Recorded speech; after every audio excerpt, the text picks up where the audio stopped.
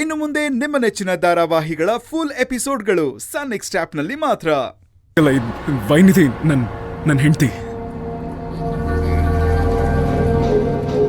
ಅಣ್ಣ, ಮದ್ವೆ ಸಂಬಂಧ 2 ಕಡೆಯಿಂದ ಇರುತ್ತೆ.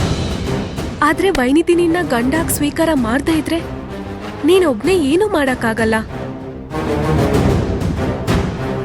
ನನ್ನೇ ನೋಡು, ನನಗ್ ಯಾರು ಇಲ್ದೆ ಇಲ್ಲಿ ಹೇಗಿದ್ದೀನಿ ಅಂತ.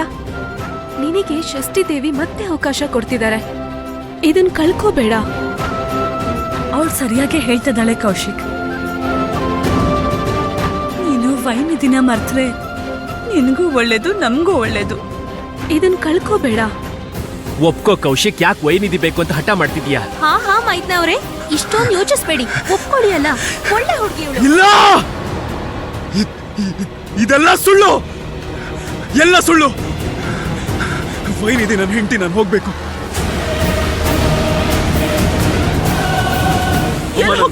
ನಾನು ವೈನಿಧಿ ಹತ್ರ ಹೋಗ್ಬೇಕಮ್ಮ. ಸರ್ಕೊಳ್ಳಿ ಅಮ್ಮ. ಏನ್ ಅವಾಗ್ಲಿಂದ ವೈನಿಧಿ ಅಂತಿದ್ಯಾ?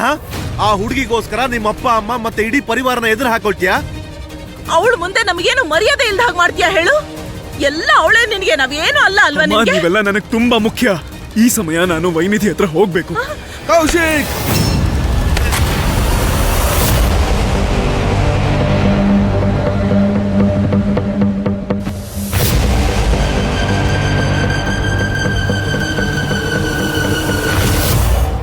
ಉಪೇಂದ್ರ, ಹುಚ್ಚ ಹಿಡ್ದಿದ್ಯಾ ನಿನಗೆ? ವಯಸ್ಸಿಗೆ ಬಂದಿರೋ ಹುಡುಗರ ಮೇಲೆ ಕೈ ಎತ್ತುತ್ತಿದ್ಯಾ? ಸಾಕ್, ಸುಮ್ನೆ ಇರೋ.